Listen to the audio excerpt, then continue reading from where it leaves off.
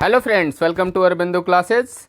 Today we are going to discuss the most expected questions from general science. It will be important for all competitive examinations, especially for the upcoming BPSC and SSC exam. पहला question है, the study of bones is done under the branch of science called A geology, B serology, orology, osteology या none of the above, more than above.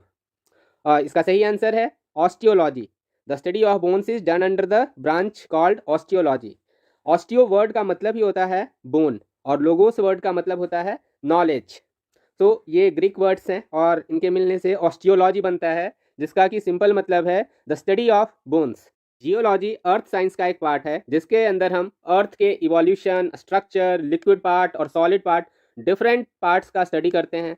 Serology is the scientific study of serum. Serum मतलब blood होता है, and other bodily fluids. इसको हम serology विज्ञान के अंदर पढ़ते हैं. ओरोलॉजी के तहत हम माउंटेन्स की स्टडी करते हैं.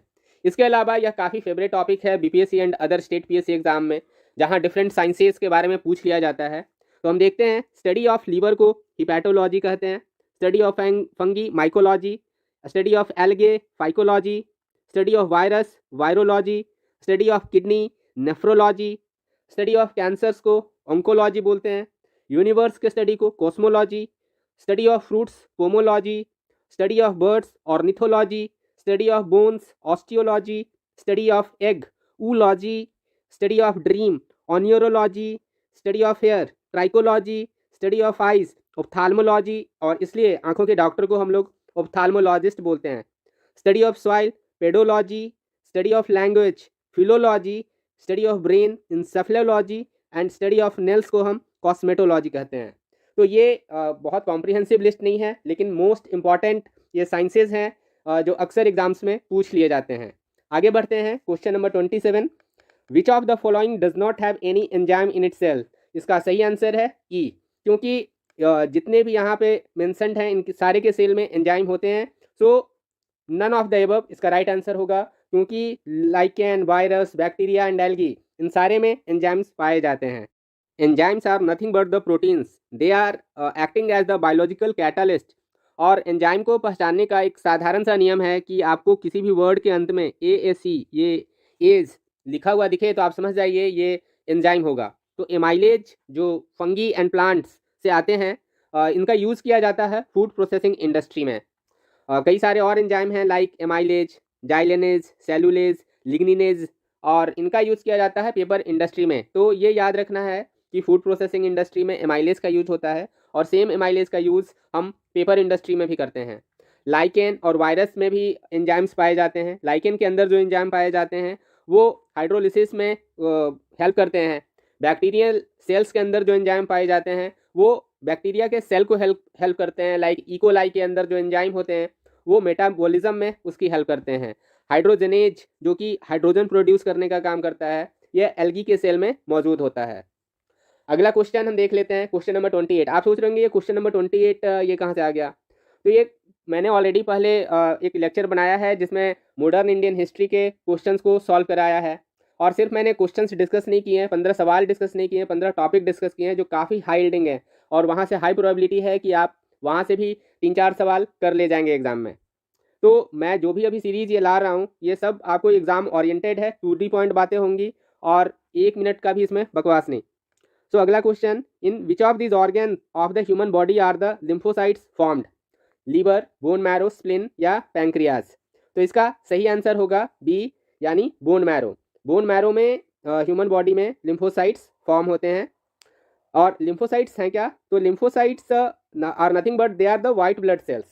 अभी आगे हम डिस्कस करेंगे white blood cells and different components of blood. फिलहाल जान लेते हैं लिम्फोसाइट्स के बारे में.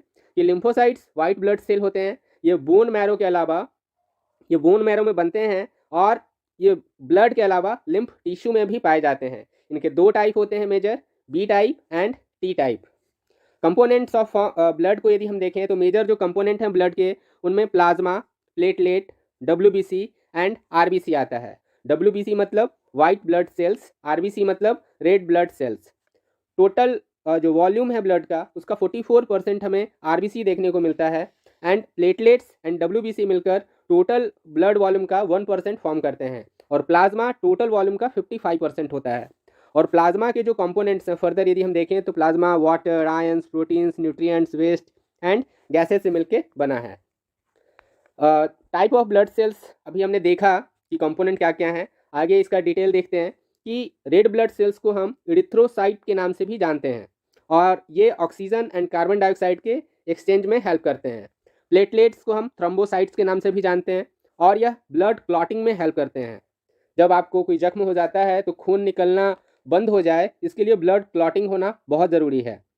वाइट ब्लड सेल्स को हम ल्यूकोसाइट भी बोलते हैं एंड इसके डिफरेंट टाइप्स होते हैं वाइट ब्लड सेल्स के, like neutrophil, eosinophil, basophil, lymphocyte and monocyte. और इसी लिम्फोसाइट के बारे में अभी बीपीएससी ने सवाल किया था। और वाइट ब्लड सेल्स का काम ही होता है इन्फेक्शन से फाइट करना। इन different 5 major types of white blood cells को हम आगे डिटेल देखें तो इस्नोफिल एंड बैसोफिल, इनका काम है एलर्जिक रिएक्शन से फाइट करने में हेल्प करना। And neutrophil fungal and bacterial infection से फाइट करने में हेल्प करता है। मोनोसाइट जो डेड सेल होते हैं उनको क्लीन अप करता है और साथ ही यह लिम्फोसाइट की हेल्प भी करता है। लिम्फोसाइट क्या करता है? तो लिम्फोसाइट एंटीबॉडीज़ बनाता है हमारे शरीर में और इन्वेडर्स जो होते हैं उनसे फाइट करता है। Next question is which of the following hormones contain iodine? Testosterone, adrenaline, thyroxine या insulin? The right answer is thyroxine. Thyroxine में हम आयोडीन पाते हैं। आयोडीन नेसेसरी होता है थायराइड ग्लैंड के लिए सो दैट कि वह थायरोक्सिन को बना सके। थायरोक्सिन जो हार्मोन है यह रेगुलेट करता है carbohydrate, protein and fat metabolism को और सो दैट कि हमारी बॉडी का बैलेंस ग्रोथ हो सके। आयोडीन थायरोक्सिन के प्रोडक्शन में बहुत हेल्पफुल है। यदि हमारे बॉडी में आयोडीन की कमी हो जाती है तो हमें गॉइचर हो जाता है, यानी इसको हम हिंदी में घेंघा रोग भी बोलते हैं। आइए हम देख लेते हैं कुछ अन्य जो ग्लैंड्स हैं हमारे अंदर, ग्रंथियां हैं, उनसे कौन सा हार्मोन निकलता है, इनके टारगेट ऑर्गन और यह हमारे बॉडी में कौन सा फंक्शन करते हैं। तो यहाँ देखते हैं सबसे पहले जो हमारे मस्तिष्क में पाए जाने वाले 2 ग्लैंड्स हैं, पहला पीनियल ग्लैंड एंड दूसरा पिट्यूटरी ग्लैंड। पीनियल ग्लैंड से मेलाटोनिन निकलता है जो हमारे बॉडी के बायोलॉजिकल क्लॉक को मैनेज करता है। बायोलॉजिकल क्लॉक यानी कि हमें यह एहसास कराता है कि अभी सुबह हो गया है, अभी रात हो गई है, हमें सोना चाहिए, जागना चाहिए। यह सब मेलाटोनिन का खेल होता है। अगला ग्लैंड है पिट्यूटरी, जिससे कई सारे हार्मोन्स निकलते हैं। बहुत ही इंपॉर्टेंट यह ग्लैंड है। इससे एक जो हार्मोन निकलता है FSH and LH, follicle stimulating hormone, and this is luteinising hormone. यह मेनली महिलाओं में, फीमेल्स में हार्मोन यह सिक्रेट होता है एंड यह उनके मेंस्ट्रुअल साइकिल को रेगुलेट करता है। ADH यह ऑस्मो रेगुलेशन करता है। ऑस्मो रेगुलेशन यानी यदि ADH की मात्रा हमारे बॉडी में ज़्यादा हो जाएगी तो यूरिन प्रोडक्शन किडनी के द्वारा कम होगा, और यदि ADH की मात्रा कम जाएगी तो हमारे बॉडी में किडनी ज़्यादा यूरिन प्रोड्यूस करेगा। अगला जो हार्मोन है ग्रोथ हार्मोन, यह ग्रोथ एंड डिवीज़न को कंट्रोल करता है यूट्रस में। ऑक्सीटॉक्सिन यह महिलाओं में पाए जाने वाला एक बहुत ही इम्पॉर्टेंट फीमेल हार्मोन है, जो कि बर्थ टाइम, बेबी का जब बर्थ होता है तो उस समय जो कॉन्ट्रैक्शंस होते हैं उनमें यह ऑक्सीटॉक्सिन हेल्प करता है। प्रोलैक्टिन महिलाओं में मिल्क प्रोडक्शन में हेल्प करता है। थायराइड ग्लैंड, थायराइड ग्लैंड से थायरोक्सिन एक इम्पॉर्टेंट हार्मोन है, इसका सिक्रेशन होता है, जो मेनली इसका टारगेट ऑर्गन लीवर होता है एंड यह हमारे बॉडी के मेटाबॉलिज्म रेट को कंट्रोल करता है। एड्रीनल ग्लैंड, इनसे 2 हार्मोन्स निकलते हैं, एड्रेनलिन एंड कॉर्टिसोल, और ये एंटी स्ट्रेस हार्मोन्स हैं। पैंक्रियाज हमारे बॉडी में 2 हार्मोन्स सिक्रेट करता है, इंसुलिन एंड ग्लूकागॉन, एंड यह हमारे बॉडी में ब्लड शुगर लेवल को मेंटेन करता है। ओवरीज जो मेनली फीमेल्स में ही पाया जाता है एंड टेस्टिस मेल में पाया जाता है। ओवरीज से एस्ट्रोजेन एंड प्रोजेस्टेरॉन, ये 2 हार्मोन्स निकलते हैं। तो कई बार एग्जाम्स में पूछ लिया जाता है कि कौन इनमें फीमेल हार्मोन है, तो estrogen and progesterone mainly females में ही पाए जाते हैं, इनको फीमेल हार्मोन बोलते हैं और यह उनके मेंस्ट्रुअल साइकिल को रेगुलेट करता है। और टेस्टोस्टेरोन मेल हार्मोन है एंड यह मेल कैरेक्टरिस्टिक को डिफाइन करता है।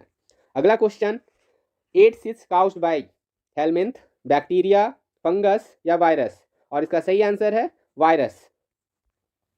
एड्स का पूरा नाम है एक्वायर्ड इम्यूनो डिफिशियंसी सिंड्रोम, और यह जिस वायरस के द्वारा होता है उसको HIV बोलते हैं। पूरा फुल फॉर्म है इसका ह्यूमन इम्यूनो डिफिशियंसी वायरस। यह एक रेट्रो वायरस है। रेट्रो वायरस उसे कहते हैं जहाँ की जेनेटिक इन्फॉर्मेशन आरएनए के रूप में सेव होता है इनके अंदर, एंड यह प्राइमरली इन्फेक्ट करते हैं component of human immune system को, एंड यह उसके इम्यून सिस्टम को इस तरह से प्रभावित करते हैं कि वह इंसान वल्नरेबल हो जाता है बाकी दूसरे डिजीज़ के प्रति भी। और HIV जो वायरस है यह फैलता है primarily by unprotected sex including anal and oral sex, contaminated blood transfusions, hypodermic needles, और माँ से उसके बच्चे में भी ड्यूरिंग प्रेगनेंसी यह HIV जा सकता है। ब्रेस्ट फीडिंग से भी यह HIV वायरस ट्रांसफ्यूज हो सकता है, डिलीवरी के समय भी। तो इसके वेरियस रीजन्स हैं। आगे देखते हैं हम कुछ कॉमन ह्यूमन डिजीज जो डिफरेंट कारणों से होते हैं। कुछ इंपॉर्टेंट बैक्टीरियल डिजीज जो एग्जाम में पूछ लिए जाते हैं उनमें हैं dysentery, plague, diphtheria, cholera, typhoid and pneumonia. Viral disease की जब बात करते हैं तो इनमें important mumps, missile, hepatitis, dengue, chikungunya, chicken pox and poliomyelitis. अब यहाँ देखते हैं मच्छरों से होने वाली ये बीमारियाँ हैं लाइक डेंगू एंड चिकनगुनिया, और एक मच्छर से होने वाली बीमारी मलेरिया भी है, लेकिन डेंगू और चिकनगुनिया वायरल हैं, बट मलेरिया एक प्रोटोजोआ के कारण होता है। फंगल डिजीज़ की बात करें तो इनमें मोस्ट इंपॉर्टेंट है एथलीट फुट। प्रोटोजोआ से होने वाला अन्य बीमारी जो है उनमें हम काला जार को भी देखते हैं, जो मेनली साउथ ईस्ट एशिया और साउथ एशिया में बहुत ज़्यादा और अफ्रीकन रीजन में भी बहुत प्रोमिनेंट है। यह नेग्लेक्टेड ट्रॉपिकल डिजीज़ में इसका काउंट किया जाता है। हेलमिंथिक डिजीज़ में फाइलेरियासिस मोस्ट इंपॉर्टेंट है। The next question is the unit of pressure is kilogram पर सेंटीमीटर स्क्वायर, किलोग्राम पर सेंटीमीटर, किलोग्राम पर मिलीमीटर, किलोग्राम पर सेंटीमीटर क्यूब, या नन ऑफ द एबव। तो आंसर इसका नन ऑफ द एबव होगा, क्योंकि इसको समझने के लिए पहले हम जानते हैं प्रेशर होता क्या है। Pressure is the force acting on a unit area, it is pressure.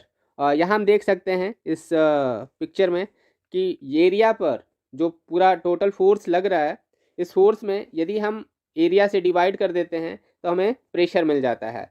And the SI unit of pressure is pascal, and यह बराबर होता है 1 न्यूटन पर मीटर स्क्वायर के। 1 pascal is 1 newton per metre square, because force का unit newton होता है and area का SI unit यदि हम देखें तो यह मीटर स्क्वायर होगा। एंड इसका सीजीएस यूनिट, प्रेशर का सीजीएस यूनिट बार होता है। आगे हम देखते हैं the next question, the sunlight from the sun to the earth reaches in 5 minute, 6 minute, 8 minutes या 10 मिनट। तो ये भी नन ऑफ द अबव, क्योंकि सन से जो लाइट है उसको अर्थ तक आने में लगभग 8 मिनट 20 सेकंड का वक्त लगता है। एंड सन में जो एनर्जी है उसका प्रोडक्शन न्यूक्लियर रिएक्शंस के द्वारा होता है। यदि स्पीड ऑफ लाइट की हम बात करें तो यह 3 × 10⁸ मीटर पर सेकेंड है, and the mean distance between the earth and sun is around 150 million kilometers। Exact figure में 149.6 मिलियन किलोमीटर है और लगभग 93 मिलियन माइल्स। आगे हम देखते हैं जो सन से एनर्जी अर्थ तक हमारी आती है वह शॉर्ट वेवलेंथ में होते हैं, एंड इनको हम सोलर रेडिएशन बोलते हैं। और सन से जब एनर्जी का रेडिएशन होता है तो वह सन के ऑल डायरेक्शन में, सन से ऑल डायरेक्शन में होता है। एक और इम्पॉर्टेंट इन्फॉर्मेशन जो यहाँ हमें देखने को मिल रहा है कि अर्थ और सन के बीच की जो दूरी है, मीन डिस्टेंस, उसे हम 1 एस्ट्रोनॉमिकल यूनिट बोलते हैं। तो कई बार एग्जाम में यह पूछ लिया जाता है कि 1 एस्ट्रोनॉमिकल यूनिट क्या है, तो यह डिस्टेंस का यूनिट होगा। एंड यह कितने के बराबर होता है, तो mean distance between the earth and sun which is 150 million kilometre. And the energy received by the earth's surface is in the form of short waves, और इनकमिंग सोलर रेडिएशन को हम इंसोलेशन भी बोलते हैं। जो शॉर्ट यहीं से बना है, इनकमिंग का इन हो गया, सोलर का सोल हो गया और रेडिएशन का लास्ट वाला पोर्शन, तो ये इंसोलेशन हो गया। And the next question is which one of the following is a scalar quantity, force, pressure, velocity या acceleration. The right answer is pressure. Pressure is a scalar quantity and the rest are force, velocity and acceleration, या तीनों vector quantity हैं। अब देख लेते हैं scalar और vector में क्या अंतर होता है। तो स्केलर क्वांटिटी के पास सिर्फ मैग्नीट्यूड होता है। स्केलर क्वांटिटी वह फिजिकल क्वांटिटी हैं जिनके पास सिर्फ हम कुछ वैल्यूज़ देख सकते हैं, लेकिन वेक्टर फिजिकल क्वांटिटी वो हैं जिनके पास मैग्नीट्यूड के अलावा डायरेक्शन भी होता है। अब जैसे एग्जाम्पल की हम बात करें तो यह लिस्ट कॉम्प्रिहेंसिव तो नहीं है, बट एग्ज़ाम में आप काफ़ी हद तक एलिमिनेशन कर सकते हैं। सो बहुत फोकस तरीके से यहाँ देखिए, length, area, volume, speed, mass, density, temperature, pressure, energy, entropy, work and power, ये सारे के सारे स्केलर क्वांटिटी हैं। इनको डिफाइन करने के लिए हमें इनकी दिशा बताने की ज़रूरत बिल्कुल भी नहीं है। वहीं यदि हम वेक्टर क्वांटिटीज़ की बात करें तो कुछ इंपॉर्टेंट वेक्टर क्वांटिटीज़ में displacement, direction, velocity, acceleration, momentum, force, electric field, magnetic field, ये सारे इंपॉर्टेंट वेक्टर क्वांटिटीज़ हैं। आगे देखते हैं, which one of the following quantities does not have unit, stress, force, strain या pressure. The right answer is C, strain. Strain के पास कोई यूनिट नहीं होता, क्योंकि स्ट्रेन एक रेशियो है, और जब दो सेम क्वांटिटीज़ का हम रेशियो लेते हैं तो जो रिजल्टिंग क्वांटिटी होता है वह यूनिटलेस होता है, वह डायमेंशनलेस होता है। यह कहना कि हर डायमेंशनलेस क्वांटिटी के पास यूनिट नहीं होता है, यह सही नहीं होगा, क्योंकि हम जानते हैं कुछ डायमेंशनलेस क्वांटिटी हैं लेकिन उनके पास यूनिट्स भी हैं। लाइक एंगल, एंगल एक डायमेंशनलेस क्वांटिटी है, बट इसका यूनिट डिग्री या रेडियन होता है। मोल्स, मोल्स भी यूनिट है लेकिन यह एक डायमेंशनलेस क्वांटिटी है। मोल्स अमाउंट ऑफ सब्सटेंस का यूनिट है लेकिन इसका कोई डायमेंशन नहीं होता है। अब देख लेते हैं स्ट्रेन क्या होता है। स्ट्रेन जो है डिफॉर्मेशन है एक सॉलिड का ड्यू टू स्ट्रेस, और यह एक डायमेंशनलेस क्वांटिटी है और साथ ही यूनिटलेस भी है, since it is a ratio of two length. Strain निकालने के लिए हम जो फॉर्मूला है वो है del L upon L. So दोनों लेंथ का ही रेशियो था, इसलिए यह एक डायमेंशनलेस क्वांटिटी है। स्ट्रेस क्या होता है, तो stress is defined as the total force applied per unit area. यह डिफिनीशन मोर और लेस आपको जो प्रेशर का डिफिनीशन था उसकी तरह ही दिख रहा होगा, और इसलिए स्ट्रेस का जो यूनिट है वो एग्जैक्टली प्रेशर के यूनिट के जैसा ही है। ऐसा यूनिट ऑफ स्ट्रेस पास्कल होता है, और फोर्स का ऐसा यूनिट हम लोगों ने बात कर ही लिया, यह न्यूटन होता है। अब स्ट्रेस और प्रेशर में क्या बेसिक डिफरेंसेस हैं, यह एक डिफरेंट टॉपिक होगा, इस पर एक लंबा डिस्कशन हो सकता है। हम आगे देखते हैं इन डायमेंशनलेस क्वांटिटीज़ के टाइप्स के बारे में। इनका टू टाइप्स होता है, dimensionless variables and dimensionless constant. अब डायमेंशनलेस वेरिएबल्स वो होते हैं, ऐसे फिजिकल क्वांटिटी हैं जिनका की वैल्यू वैरी करता हो, like specific gravity, strain, refractive index. लेकिन डायमेंशनलेस कांस्टेंट्स ऐसे फिजिकल क्वांटिटीज़ हैं जो कांस्टेंट होते हैं, लाइक पाई जिसका कि वैल्यू ऑलवेज 3.14 होता है, ई जो एक्सपोनेंस में यूज़ किया जाता है, कोई भी रियल नंबर ये फिक्स वैल्यूड के होते हैं।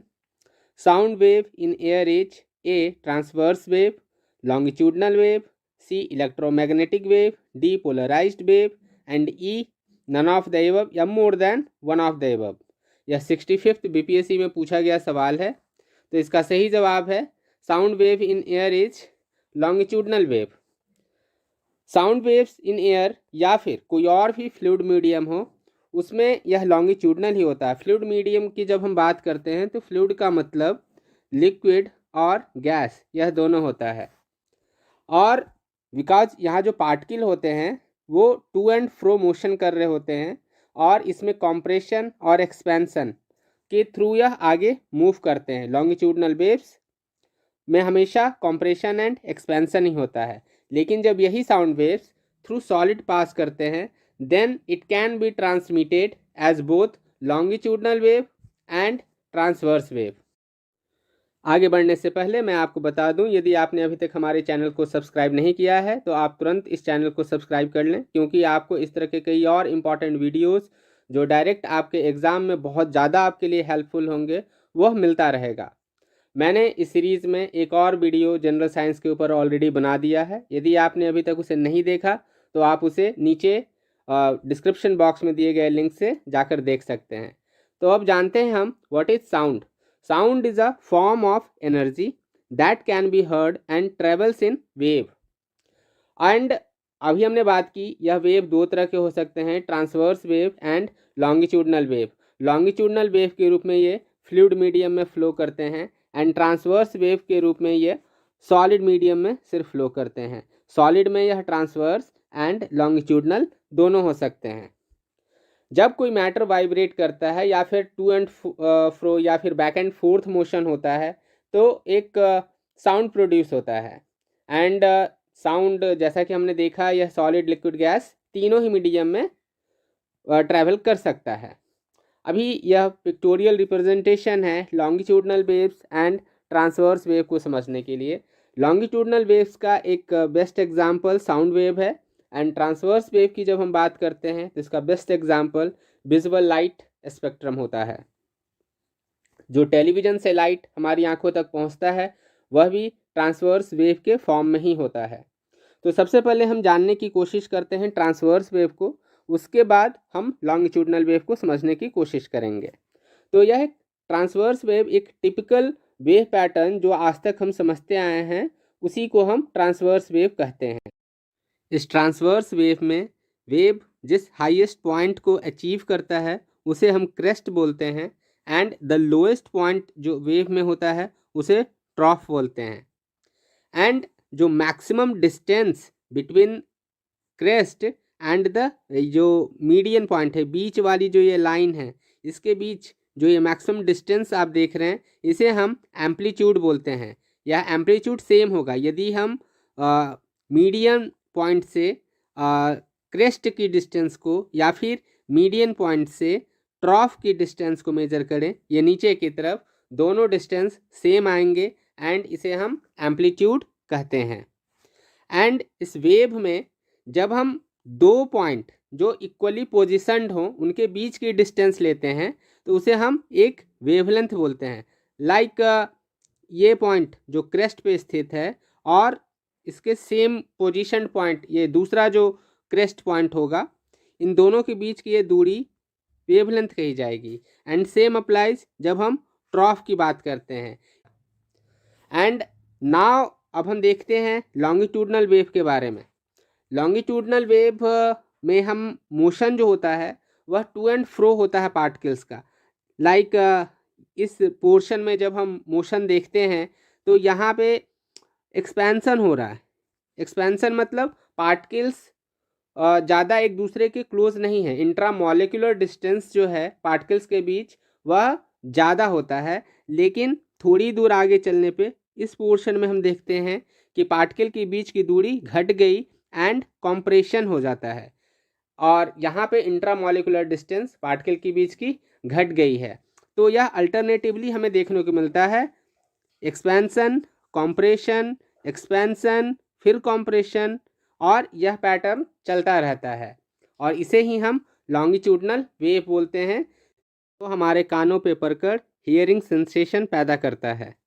आगे हम देखते हैं the value of 50 degree C in Fahrenheit scale is 104 degree Fahrenheit, 122 degree Fahrenheit, 100 degree Fahrenheit या 75 degree Fahrenheit and the right answer is 122 degree Fahrenheit. ये कैसे आया इसके लिए हम देख लेते हैं टेम्परेचर कन्वर्जन फार्मूलाज को।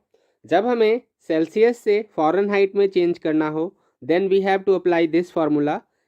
Fahrenheit is equal to 9/5 into value in degree Celsius plus 32, या इसे हम इस तरह से रिप्रेजेंट कर सकते हैं F-32/9 is equal to C/5, जहाँ C value in degree Celsius and F value in Fahrenheit दर्शाता है। तो इस फार्मूला के द्वारा आप सेल्सियस को फ़ारेनहाइट में एंड फ़ारेनहाइट को सेल्सियस में चेंज कर सकते हैं। सेल्सियस को जब केल्विन में बदलना हो उसके लिए आप सेल्सियस के वैल्यू में 273 ऐड कर देंगे तो केल्विन में वैल्यू आ जाएगा एंड केल्विन के वैल्यू को सेल्सियस में बदलने के लिए 273 माइनस कर देंगे एंड द सेम यहाँ हम लोगों ने वह फार्मूला अप्लाई किया। 50 डिग्री सी हमें वैल्यू दे रखा था, उसमें 1.8 से मल्टीप्लाई कर 32 ऐड कर देंगे and we got the result 122 degree Fahrenheit. एक ऐसा भी वैल्यू होता है जहां हमें फ़ारेनहाइट एंड सेल्सियस की वैल्यू सेम देखने को मिलती है और यह अक्सर एग्जाम्स में पूछ लिया जाता है कि वह कौन सा वैल्यू है जहां सेल्सियस एंड फ़ारेनहाइट सेम होते हैं। तो यह वैल्यू है -40 डिग्री, जहाँ सेल्सियस एंड फ़ारेनहाइट दोनों सेम होते हैं। The next question is what is measured in hertz, frequency, energy, heat या quantity, and the right answer is frequency. Frequency को हर्ट्ज में मेज़र किया जाता है। फ्रीक्वेंसी क्या होता है? तो frequency is the number of occurrences of a repeating event per unit of time. Same event एक यूनिट टाइम में कितनी बार रिपीट किया, इसे ही हम फ्रीक्वेंसी बोलते हैं। यदि हम वेव के टर्म में से देखें तो सेम पोजीशन ऑफ वेव जो है कितनी बार रिपीट हो रहा है एक यूनिट टाइम में, उसे हम फ्रीक्वेंसी ऑफ द वेव बोलते हैं। यदि 1 हर्ट्ज की बात करें हम, तो 1 हर्ट्ज का मतलब होता है 1 साइकिल पर सेकेंड, एंड हर्ट्ज ऐसा यूनिट ऑफ फ्रीक्वेंसी है। इंफ्रासाउंड के बारे में यदि हम बात करें, इंफ्रासाउंड वह साउंड है जो हियरिंग कैपेसिटी हमारी है उससे नीचे के साउंड्स को हम इंफ्रासाउंड बोलते हैं। ह्यूमन ईयर 20 हर्ट्ज से लेके 20,000 हर्ट्ज तक की आवाज़ को ईजिली सुन सकते हैं। यदि साउंड 20 हर्ट्ज से कम है, उसकी फ्रीक्वेंसी 20 हर्ट्ज से कम है, उसे हम इंफ्रासाउंड बोलते हैं। एंड मोस्टली हॉरर मूवीज़ में जो साउंड ट्रैक्स होते हैं वो समटाइम्स इंफ्रासाउंड को भी इंक्लूड करते हैं, क्योंकि हम इंफ्रासाउंड को सुन तो नहीं सकते हैं लेकिन स्टिल हमारे जो इंद्रियां हैं उसको फील कर सकती हैं, और यह फीलिंग हमारे अंदर एंग्जाइटी, हार्ट पल्पिटेशंस, शिवरिंग, ये सारे पैदा करते हैं जो हमें डराने का काम करती हैं।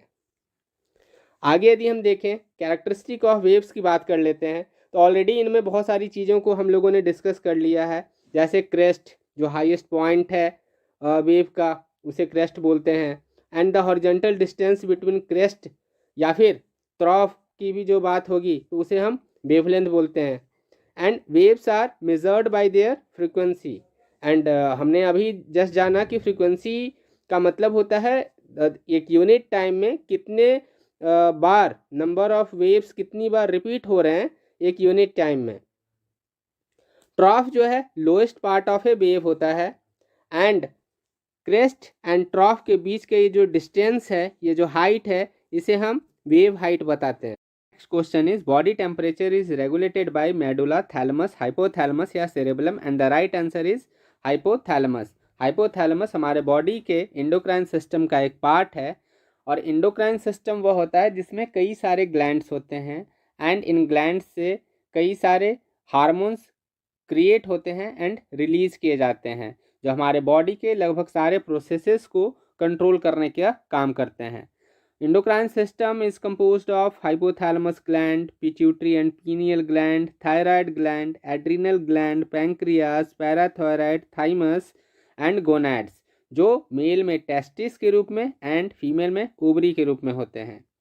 और हमारे बॉडी में आगे बढ़ने से पहले मैं बता दूं, इंडोक्राइन सिस्टम को मैंने काफ़ी डिटेल में इस सीरीज़ के पहले लेक्चर में डिस्कस किया है, किस ग्लैंड से कौन सा हार्मोन निकलता है एंड हमारे बॉडी के किस प्रोसेस को वह कंट्रोल करने का काम करता है, मैंने ऑलरेडी इस वीडियो के पार्ट 1 में डिस्कस किया है।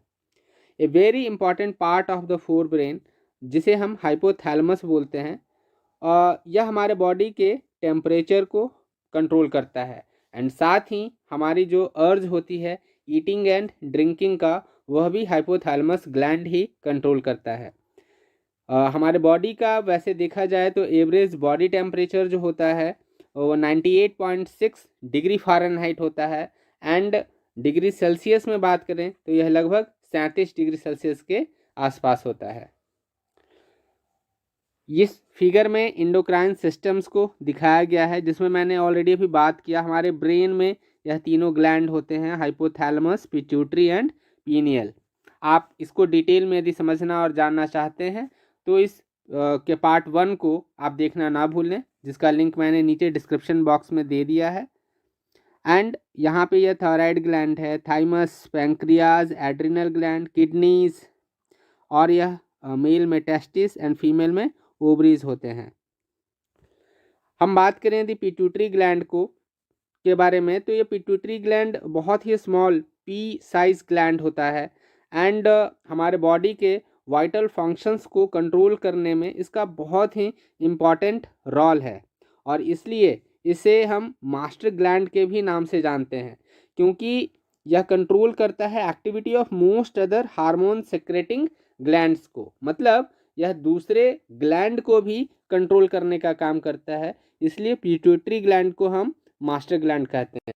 The next question is the device to measure electric current is voltmeter, ammeter, voltmeter, potentiometer, and the right answer is ammeter. Electric current क्या होता है? तो इलेक्ट्रिक करंट जो है rate of flow of electric charge past A point, किसी point से होकर जो इलेक्ट्रिक चार्ज फ्लो कर रहा है पर यूनिट टाइम, उसे हम इलेक्ट्रिक करंट बोलते हैं। चार्ज को मेजर करने के लिए जो यूनिट यूज होता है उसे हम कूलम्ब बोलते हैं। And the SI unit of electric current is ampere. So ampere क्या हो गया? Coulomb per second, this is ampere. And आगे हम देखें तो electric current in a circuit is measured by ammeter, ये तो हम ऑलरेडी जान चुके हैं। वोल्ट मीटर से क्या मेजर करते हैं? तो हम electric potential difference between two points, इसे मेजर करते हैं वोल्ट मीटर के द्वारा। एंड वोल्टामीटर, जिसे हम कूलोमीटर भी कहते हैं, इसका यूज़ किया जाता है to measure quantity of electricity through electrolytic action. अभी इस पिक्चर में आप देखेंगे तो यह क्लियर है कि ये आपका फुल सर्किट है, यहाँ एक सेल लगा है, इधर यह आमीटर सीरीज में लगा गया है, करंट इधर से फ्लो करके दूसरी साइड से निकल जा रहा है, जिसे हम आई से डिनोट कर रहे हैं, और इधर एक रेसिस्टेंस लगा हुआ है जिसे हम RL बोल रहे हैं। एंड हमें जब मेज़र करना होगा इस पॉइंट और इस पॉइंट के बीच के पोटेंशियल डिफरेंस को, तो हम एक वोल्ट मीटर को कनेक्ट कर दिया करते हैं यहाँ पैरेलल में। एंड अमीटर को जब हम कनेक्ट करते हैं तो इससे मिनिमल चेंज इन करंट होता है, लेकिन जब कभी हम वोल्ट मीटर लगाते हैं, चूँकि वोल्ट मीटर का रेसिस्टेंस बहुत हाई होता है, इसलिए एक मिनिमल अमाउंट ऑफ करंट जो आई आ रहा था, इससे एक मिनिमल अमाउंट ऑफ करंट इधर को आ जाता है, let's say it's small I. So effectively RL से होकर हमें जो करंट फ्लो करता हुआ दिखता है वो होता है I minus capital I minus small I. So volt meter parallel में कनेक्ट किया जाता है जिसका कि रेसिस्टेंस बहुत हाई है, एंड यह डाइवर्ट करता है कि मिनिमल अमाउंट ऑफ करंट को भी। The next question is the unit of electric power is ampere, volt, coulomb या watt, and the right answer is what.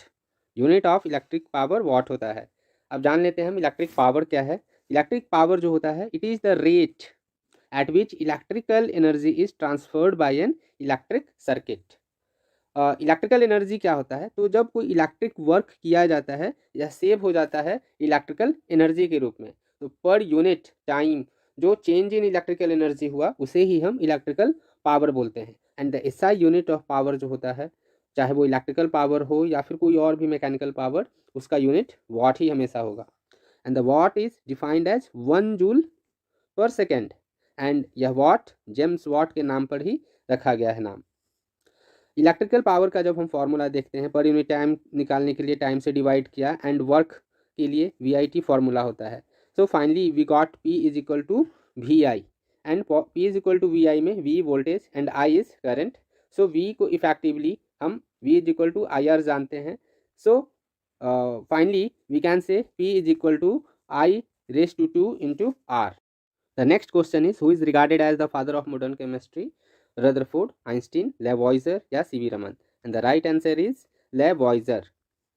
आगे हम देखते हैं एंटोनी लेवॉइजर के बारे में। यह एक फ्रेंच केमिस्ट थे, एंड इनको फादर ऑफ मॉडर्न केमिस्ट्री माना जाता है। इन्होंने कई अपने योगदान दिए केमिस्ट्री के जगत में, एंड इन्होंने डिस्कवर किया था कि ऑक्सीजन का क्या रोल होता है ड्यूरिंग कंबशन। आज हम जानते हैं कि किसी भी कंबशन प्रोसेस में ऑक्सीजन इंपॉर्टेंट है, ऑक्सीजन के एब्सेंस में हम कंबशन कंप्लीट नहीं कर सकते हैं, और इन्होंने रिकॉग्नाइज किया था, और ऑक्सीजन को उसका नाम ऑक्सीजन 1778 में दिया था, एंड हाइड्रोजन को इन्होंने रिकॉग्नाइज 1783 में किया था। इन्होंने मैट्रिक्स सिस्टम के कंस्ट्रक्शन में भी हेल्प की थी।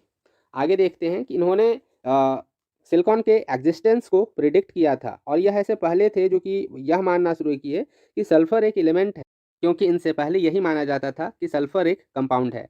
एंटोनी लेवॉइजर को गुलोटाइन कर दिया जाता है during the France reign of terror इन 1794। गुलोटाइन का मतलब होता है कि इनके शरीर को इनके सर से अलग कर दिया जाता है।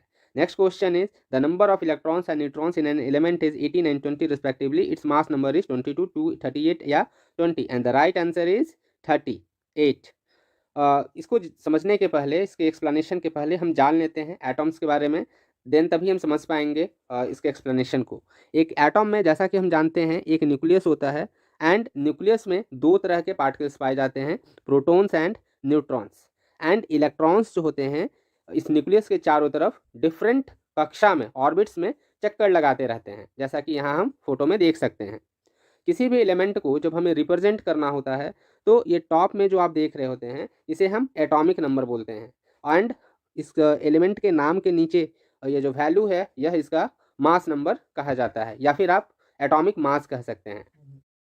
अब हम जानते हैं एटॉमिक नंबर के बारे में। एटॉमिक नंबर क्या होता है? It is the number of protons जो कि किसी भी एटम के न्यूक्लियस में प्रेजेंट होता है। एक चीज़ और हम जान लेते हैं आगे बढ़ने के पहले, किसी भी न्यूट्रल एटम में number of protons and number of electrons same होते हैं।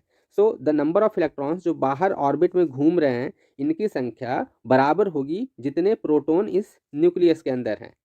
सो इफेक्टिवली यदि हम देखें तो एटॉमिक नंबर को हम जेड से रिप्रेजेंट करते हैं, and it is equal to the number of protons in the nucleus, जो कि बराबर होगा number of electrons in a neutral atom, right. आगे हम देखते हैं मास नंबर के बारे में। मास नंबर का कंसेप्ट क्या है?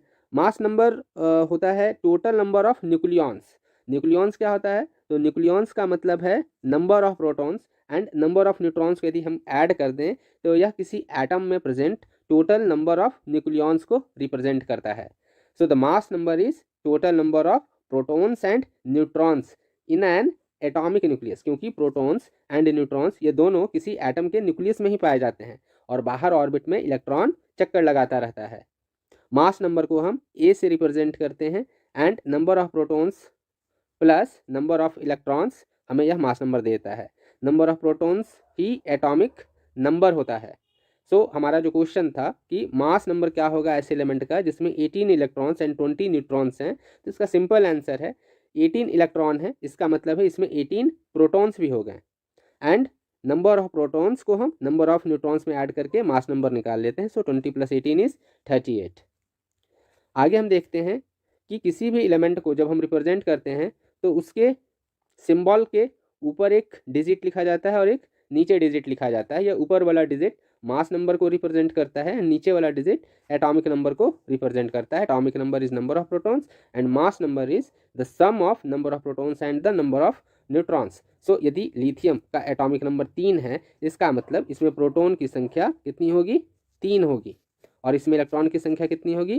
3 होगी। एंड यहाँ मास नंबर इसका 7 दे रखा है, इसका मतलब मास नंबर 7 है, इसका मतलब number of protons plus number of neutrons 7 है। आगे हम बढ़ते हैं कि किसी भी एलिमेंट का यदि मुझे mass number and atomic number यदि दिया हो तो हम उसका किस तरह से ये तीनों number of protons, neutrons and electrons निकाल सकते हैं।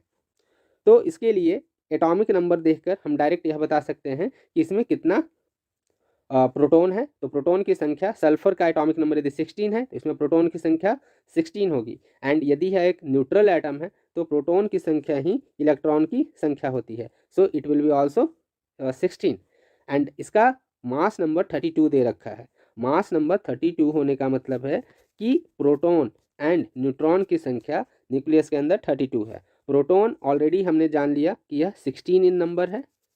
सो इफेक्टिवली यहाँ से हमें निकल जाता है कि n की वैल्यू 32 - 16 होगी, यानी कि 16। आगे एक और एग्जांपल हम देखते हैं number of protons, neutrons and electrons निकालने के लिए। यह सोडियम है। सोडियम का एटॉमिक नंबर 11 है, इसका मतलब इसमें टोटल नंबर ऑफ जो प्रोटॉन्स होंगे वह 11 होंगे, प्रोटॉन्स की संख्या 11 हो गई। और यदि यह एक न्यूट्रल एटम होता तो इसमें इलेक्ट्रॉन की संख्या भी 11 होती, लेकिन यह एटम न्यूट्रल नहीं है, इसमें एक चार्ज है, प्लस चार्ज है, इसका मतलब इस एटम से एक इलेक्ट्रॉन निकल चुका है बाहर। तो इफेक्टिवली यहाँ इलेक्ट्रॉन्स की संख्या टोटल 11 माइनस 1 है, यानी कि 10 हो गई। यदि यहाँ चार्ज नेगेटिव होता है, इसका मतलब है कि इस एटम ने एक एक्स्ट्रा इलेक्ट्रॉन ले लिया है। जैसा कि हम इस एग्जांपल में देख सकते हैं, सल्फर पर यहाँ चार्ज 2 माइनस है, इसका मतलब इसमें इलेक्ट्रॉन की संख्या यूजुअली 16 होनी चाहिए थी, क्योंकि सल्फर का एटॉमिक नंबर 16 होता है। सो इलेक्ट्रॉन की संख्या भी न्यूट्रल एटम में 16 होनी चाहिए थी, लेकिन चूंकि 2 इलेक्ट्रॉन इसने एक्स्ट्रा ले रखे हैं, चूंकि पावर यहाँ पावर नहीं, चार्ज यहाँ 2 माइनस है, इसलिए इफेक्टिवली इसमें 18 इलेक्ट्रॉन्स हैं। न्यूट्रॉन्स की संख्या में कोई अंतर नहीं आएगा। न्यूट्रॉन्स की संख्या mass number minus atomic number, यानी 32 माइनस 16 16 आ जाएगा। एंड प्रोटॉन्स की संख्या में भी कोई चेंजेस नहीं आएंगे। जो भी चेंज आएगा वह इलेक्ट्रॉन की संख्या में आएगा। इलेक्ट्रॉन की संख्या बढ़ जाएगी यदि जो चार्ज है वह निगेटिव है, इलेक्ट्रॉन की संख्या घट जाएगी, जैसे कि यहाँ Na+ के केस में यदि चार्ज पॉजिटिव है।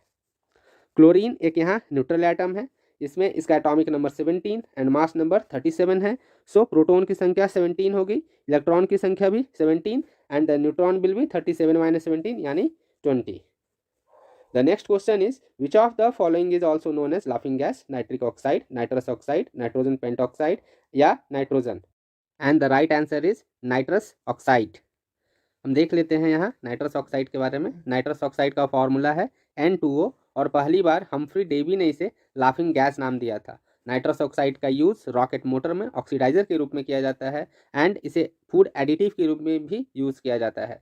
डेंटिस्ट्री में, दंत चिकित्सा विज्ञान में भी इसका यूज़ किया जाता है एज एन एनेस्थेटिक या एनाल्जेसिक के रूप में। ये नाइट्रोजन के कुछ ऑक्साइड्स हैं, like nitric oxide, NO, nitrogen dioxide, NO2 and यह नाइट्रस ऑक्साइड जिसे कि लाफिंग गैस कहते हैं, जिसका फॉर्मूला N2O है।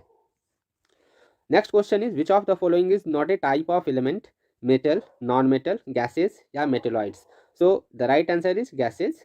Rest are the type of element but gases is a state of matter. So elements are the basic unit of all types of matter and broadly ये 3 तरह के होते हैं, metal, non metal and metalloids. Modern periodic table यदि हम देखते हैं तो इसमें ये जो पोर्शन है यह मेटल्स का है एंड यह येलो वाला पोर्शन में सारे नॉन मेटल्स हैं, एंड यह zigzag line metals and non metals को सेपरेट करता है।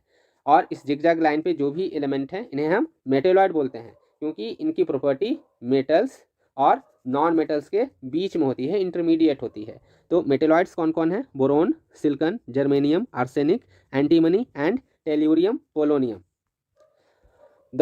यदि हम आगे बात करें स्टेट्स ऑफ मैटर की, तो 4 स्टेट्स ऑफ मैटर होते हैं, solid, liquid, gas and plasma. Solid से लिक्विड बनने के प्रोसेस को हम मेल्टिंग बोलते हैं एंड लिक्विड से सॉलिड बनने के प्रोसेस को फ्रीजिंग बोला जाता है। लिक्विड से गैस बनना वेपराइजेशन है, तो गैस से लिक्विड बनना कंडेंसेशन। गैस से प्लाज्मा बनना आयोनाइजेशन प्रोसेस है एंड प्लाज्मा से गैस बनना डी आयोनाइजेशन प्रोसेस है।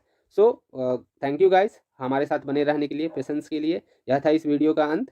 आपको यह वीडियो अच्छा लगा हो तो प्लीज़ इसे शेयर करें और हमारे चैनल को सब्सक्राइब करें। जय हिंद, जय भारत।